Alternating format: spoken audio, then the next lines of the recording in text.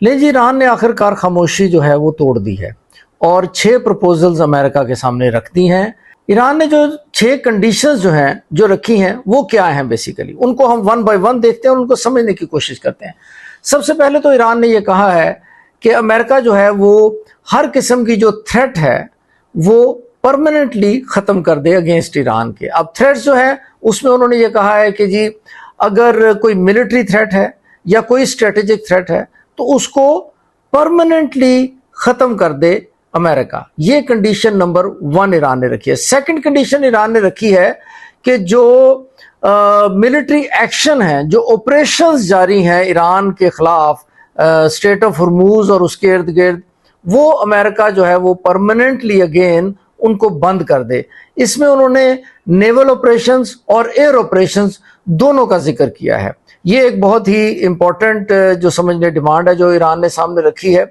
तीसरी उन्होंने कहा है कि जी जितना नेवल ब्लॉकेड है वो ख़त्म कर दिया जाए ईरान की पोर्ट्स से। वो तमाम जो जहाज़ खड़े हैं अमेरिका के, जो ईरान के जहाज़ों को पास ऑन नहीं होने दे रहे, उसको ख़त्म किया जाए। और साथ ही साथ उन जो जहाज़, बहरी जहाज़ अमेरिका के खड़े हैं, उनके साथ अगर कोई एयर पावर जो है वो भी इन सपोर्ट, जो इस वक्त अमेरिका जो है वो आपको पता है कि उसने नेवल ब्लॉकेड जो किया हुआ है उसके साथ साथ एयर ब्लॉकेड भी समझ लें एक किस्म का उन्होंने किया हुआ है, बिकॉज साथ हवाई जहाज़ जो हैं अमेरिका के, जो फाइटर जेट्स हैं, वो भी सम और the other are present in that area. तो उन्होंने कहा जी ये दोनों जो ब्लॉकेड्स हैं, यानी एयर ब्लॉकेड और नेवल ब्लॉकेड, इनको परमानेंटली अमेरिका ख़त्म कर दे।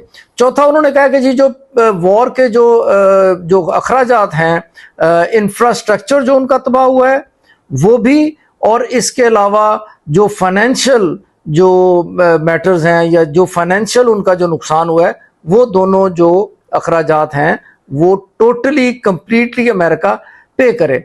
इसके अलावा जो 5वीं कंडीशन उन्होंने रखी है ईरान ने, वो ये है कि वॉर जो है उसकी जो इकोनॉमिक सैंक्शंस अमेरिका ने लगाई हुई हैं वॉर से पहले या वॉर के दौरान, उन इकोनॉमिक सैंक्शंस को मुकम्मल तौर पर ख़त्म कर दिया जाए। और आखिरी उन्होंने कहा कि जो उनके जो फ्रोज़न एसेट्स हैं ईरान के, जो मुख्तलिफ कंट्रीज़ में मौजूद हैं और अमेरिका ने उनको फ्रीज़ किया हुआ है, उनको कम्प्लीटली डी फ्रीज़ कर दिया जाए। और साथ ही साथ ये बेसिकली 6 बेसिक कंडीशंस हैं। लेकिन साथ ही अमेरिका से ईरान ने यह भी डिमांड की है कि जो जून का जो MOU था उसकी जो कमिटमेंट्स हैं उनको भी अमेरिका पूरा करे, और साथ ही साथ जो जितनी भी वायलेशंस की गई हैं उस मेमोरेंडम ऑफ अंडरस्टैंडिंग की, उस पे भी अमेरिका जो है अपने स्टेप्स जो है वो स्टेप बैक करे। यानी तो ये भी साथ, इन एडिशन टू दो 6 पॉइंट्स ईरान ने सामने रखे हैं अमेरिका के। अब इन पॉइंट्स की हम थोड़ी सी एनालिसिस करके देखते हैं कि इस पे अमेरिका का लाइकली रिएक्शन क्या होने जा रहा है या उसके क्या चांसेस हैं। सबसे पहले तो हमें ये बात समझनी चाहिए कि ये जो कंडीशंस हैं ये प्रिंसिपली या लॉजिकली तो ठीक लगती हैं, लेकिन निगोशिएबल नहीं लगती अमेरिका के साथ। उसकी रीज़न क्या है? उसकी रीज़न ये है कि रिसेंट पास्ट में या ड्यूरिंग द कॉन्फ्लिक्ट हमने जो US प्रेसिडेंट जो है उनका बिहेवियर और स्टांस देखा ईरान की डिमांड्स को लेकर, तो लगता ये है कि अमेरिका या अमेरिकन प्रेसिडेंट जो हैं वो इन डिमांड्स को पूरा करने के लिए तैयार नहीं होंगे। ये एक एनालिसिस है मेरा इस सारी कंडीशनैलिटीज़ के ऊपर। दूसरा मेरा ये पॉइंट है इसके ऊपर जो एनालिसिस का, वो ये है कि अगर आप ज़रा गौर करें इन सारे पॉइंट्स के ऊपर, तो these are few steps ahead of the commitments made between the 2 parties in June memorandum of understanding. June memorandum of understanding में जो कंडीशनैलिटीज़ के ऊपर दोनों पार्टियों ने एग्री किया था, यानी ईरान और अमेरिका ने, ये जो कमिटमेंट्स हैं, ये जो ईरान की डिमांड्स हैं, ये लगता मुझे ये है कि ये उन मेमोरेंडम ऑफ अंडरस्टैंडिंग की कमिटमेंट से कुछ स्टेप्स आगे की बात ईरान ने की है। तो उसके ऊपर अमेरिका का एग्री कर लेना मेरे ख्याल में अनलाइकली है, बिकॉज जब पिछली दफ़ा मेमोरेंडम ऑफ अंडरस्टैंडिंग साइन हुआ, सीज फायर हुआ, تو آپس میں بات نہیں بن سکی دونوں پارٹیز کی, اور پھر امریکہ نے ایران پر دوبارہ اٹیک کرنا شروع کر دیا.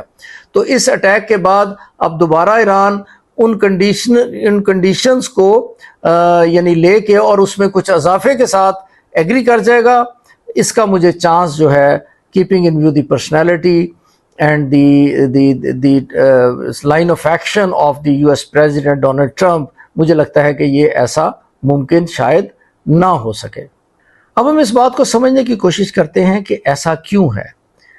کیا ایران جو ہے ایک دفعہ پھر ایک ان کمپرومائزنگ ایٹیچیوڈ جو ہے وہ دکھا رہا ہے against they might of the America. In fact تو کچھ لوگوں کا یہ کرٹیسزم بھی رہا ہے کہ امریکہ ایک بہت بڑی طاقت ہے, اور جب امریکہ کے پاس وہ پوٹینشیل ہے انکلوڈنگ دی اٹامک پاور کہ وہ ایران کو جتنا وہ ڈیمیج کر چکا ہے اس سے بہت زیادہ ڈیمیج کر سکتا ہے, تو جب کوئی ونڈو آف اپرچونٹی آتی ہے تو ایران کو اسے کیپچر کر کے ایگریمنٹ کر لینا چاہیے, بے شک وہ 100% ایران کی سیٹسفیکشن کے مطابق نہ ہو. تو اس پوائنٹ آف ویو سے اگر دیکھا جائے تو لگتا ایسے ہے کہ ایران ایک دفعہ پھر جو ہے ایک ان کمپرومائزنگ جو ہے وہ بیہیویئر یا ان کمپرومائزنگ سٹانس کے ساتھ ہمیں سامنے آتا ہوا نظر آتا ہے. یا اس کی یہ بھی وجہ ہو سکتی ہے کہ بہت سارے لوگ یہ بھی انالیسز کرتے ہیں کہ پروبیبلی ایران یہ سمجھتا ہے کہ امریکہ جو ہے is no more in a condition to prolong this war anymore, اور ایران کو شاید یہ امید ہے کہ ایک prolonged further اس کو اگر اس وار کو ڈریگ وہ کریں گے تو امریکہ جو ہے وہ مجبور ہو جائے گا کہ ایران کی کنڈیشنالٹیز کے اوپر سیز فائر یا agreement of peace between the two nations جو ہے وہ ہو سکے. تو یہ دو باتیں ہو سکتی ہیں جس کی وجہ سے ایران جو ہے اس نے یہ کنڈیشنز دی ہیں جو کہ اپیرنٹلی لگتا ہے کہ شاید امریکہ ان پہ ایگری نہیں کرے گا. However, اس کا رزلٹ کیا نکلنا ہے, یہ جو ایران نے کنڈیشنز اپنی دی ہیں اس کا رزلٹ اسی وقت پتہ لگے گا جب امریکہ ان کنڈیشنز کے اگینسٹ اپنا ریئیکشن دے گا.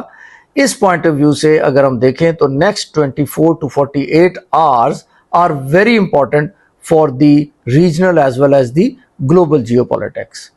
Stay tuned for further updates on national, regional and global scenarios.